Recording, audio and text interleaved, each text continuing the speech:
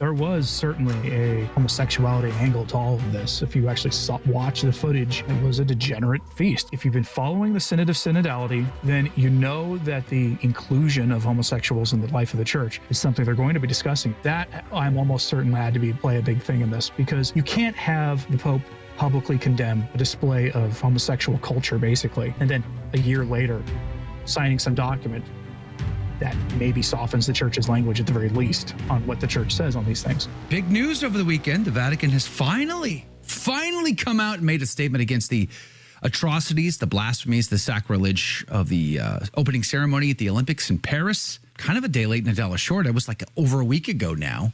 And it seems to be a wee bit weak sauce. But what we're really learning is it wouldn't have happened at all if it wasn't for the guy who runs Turkey. You know, what is the remnant of the Ottoman Empire. He had to call the Pope to get him to make any statement whatsoever. Really?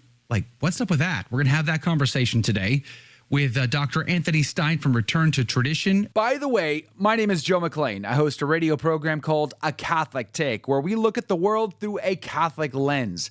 I'd love for you to hang out with us. If you like it, give it a thumbs up and let us know what you think in the comments below. You're down to your last 5 days to get signed up for our big conference and gala dinner in Niagara Falls, August the 24th. Bishop Strickland's going to be there, Father Mateg, Raymond DeRorio, Mother Miriam, Jim Havens, and even Candace Owens is going to share a bit about her journey. You do need to hurry. The Station of the Cross.com for those details. Joining us to talk about all of this is Dr. Anthony Stine from Return to Tradition. Dr. Stine, good morning to you. Thank you for your time. The Vatican News put out the statement. I guess it was Saturday night, which is also a weird time. They don't typically put out statements in the middle of the night. So tell me about the statement. What did they say exactly? They said the most lukewarm, ecumenical kind of statement I could have possibly imagined them saying. It was we feel saddened that people felt it was okay to offend people's religious sensibilities and that people of all religions were bothered by this.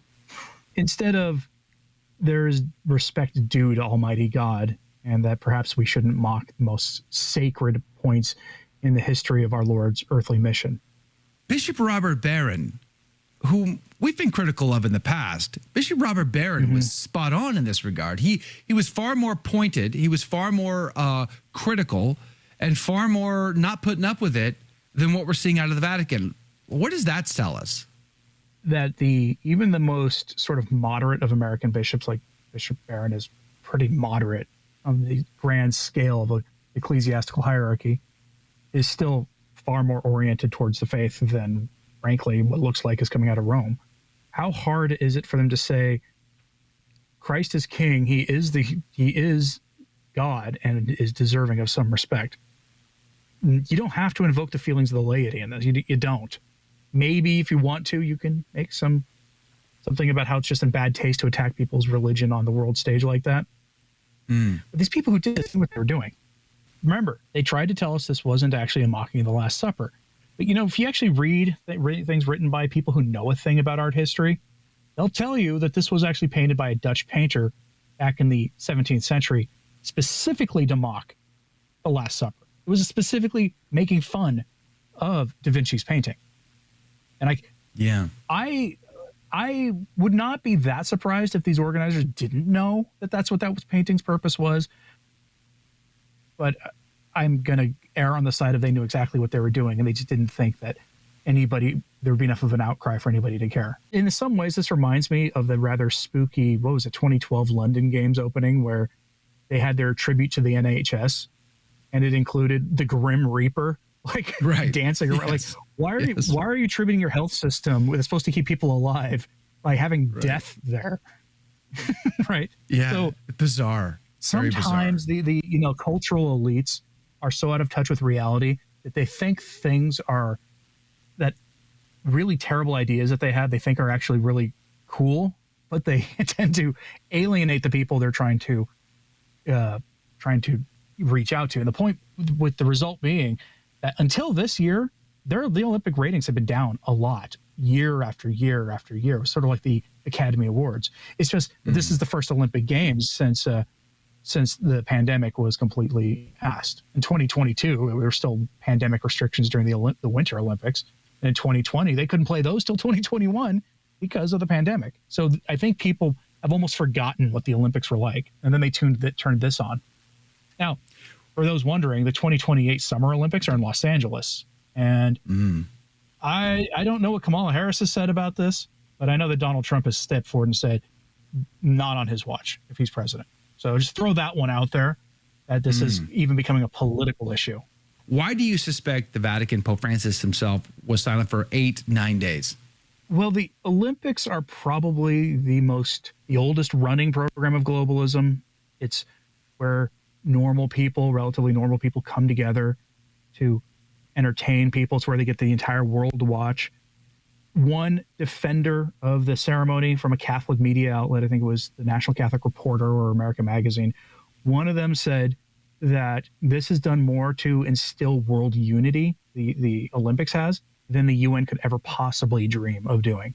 And Pope Francis has famously held conferences for the same kinds of people doing other things, nonprofit work and, World Economic Forum adjacent organizations at the Vatican. He was holding these like every 3 months or something until the pandemic. I almost wonder if it's because he didn't want to alienate them, which is why the statement you got was 3 sentences long. If you want to pull it up, prove me wrong. Yeah. It's 3 sentences long.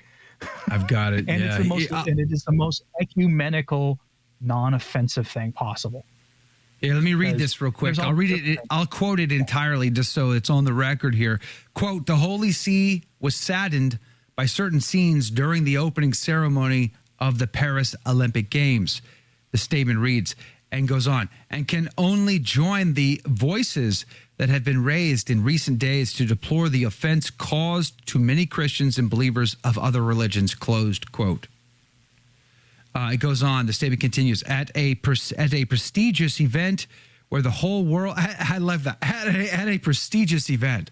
Can't even actually say the opening ceremony. Like we got to get some cryptic language. It goes on, at a prestigious event where the whole world comes together to share common values, there should be no illusions ridiculing the religious convictions of many people.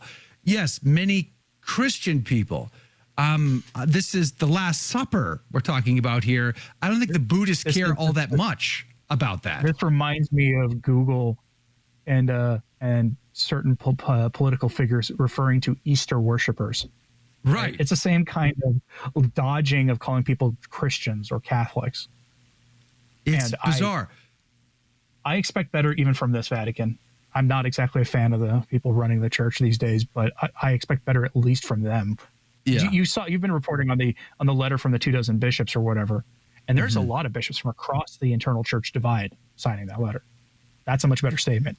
The suggestion is Pope Francis is concerned. He's silent about Russia and the Ukraine because he wants peace there. He's silent about what happens in China because of the persecution of Chinese Christians. Do you see a parallel there? Is Pope Francis being silent because maybe he's afraid that transgendered people will be mocked or persecuted and they won't come back into the church? Is there anything fair to say there? That one might be, that last one might be part of it, because there was certainly a homosexuality angle to all of this. If you actually watch the footage, it was a degenerate feast, which again blows the mind that they thought this would be the right thing to do, to broadcast on television to literally every country in the world except maybe North Korea. Why would you think that was a good idea when there are still rather large portions of the planet that have sensible attitudes on a cultural level towards these kinds of sinful inclinations? So I don't understand their thinking on this, but was Pope Francis afraid of alienating? I mean, if you've been following the Synod of Synodality the way I have to, then you know that the inclusion of homosexuals in the life of the church is something they're going to be discussing in 2 months' time when the next phase begins, and then in the working groups afterwards. In the working groups afterwards, German theologians have been placed in those working groups that'll be happening next spring. They are going to overtly be talking about the need for the church to change its moral teachings on homosexuality.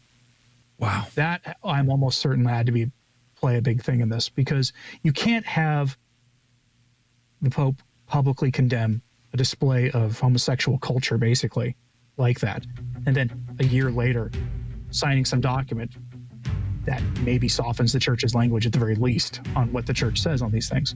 If you don't believe that can happen, revisit the Amoris Laetitia debates in the years leading up to it. This weekend, I don't know if you heard about this weekend, but on August 1st, the National Catholic Reporter, as well as some of the typical similar outlets, reported that Father James Martin received a handwritten letter from Pope Francis congratulating him on his big conference he was having this weekend for essentially homosexuals in the church. Okay, this wasn't Courage, right? This wasn't the Courage Conference, where truly some of the most courageous Catholics you'll ever encounter, who are people who carry the cross of same-sex attraction, but choose to live accordance to the church and its actual teachings and to the law of God and all the rest of it by not indulging in those things, but instead living as they're called to. Not that. It's quite the opposite of that, actually. These are the people who want to change the church's teaching on these things. Some of these advocates talk about how the church needs to basically reevaluate its teaching in light of the current cultural situation and change its teachings to fit the new cultural environment out there. And that instead, what they suggest is that people have the moral norms that are given to straight Catholics, quote unquote straight Catholics, and told to live according to those, but as homosexuals. Now think about that for a second. That's a lot said between the lines, right? They're told loving relationships are committed and all the rest. Well, what does that sound like? That sounds they're trying to get the church to embrace gay marriage. I think people have forgotten that what Sister Lucia said in the 1960s, which is that a diabolic disorientation has entered the church. It's the absolute truth, and it's more on display now than ever before. And I do think that a lot of the spiraling that we've seen of the secular world is because the Catholic Church no longer stands up and says no to some of the worst excesses of the secular world. It doesn't happen anymore, and hasn't happened since the McCarrick crisis in 2003, right, of the clerical sex abuse crisis. That since that time, it seems like the church has been afraid to stand up, because what happened?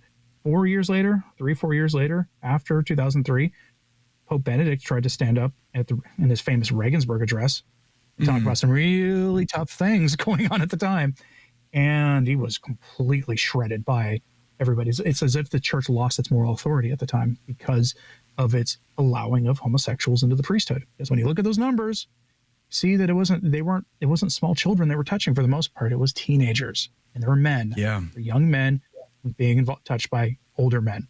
What is that? There's a word for that. And unfortunately, it looks like they're holding conferences right now to try to get the church's teaching on all this stuff to change. Did you like that video? It's okay. You can admit it. It's perfectly fine. Hey, we cover the big stories of our day, from inside the church to outside the church to all points in between, and we do it from a Catholic perspective. It's called A Catholic Take. It's a radio program Monday through Friday. We live stream it right here on this channel, by the way, so make sure to subscribe, like, and share. We would be very grateful to you. And don't forget, you're going to want to watch this video right here because you don't want to miss anything.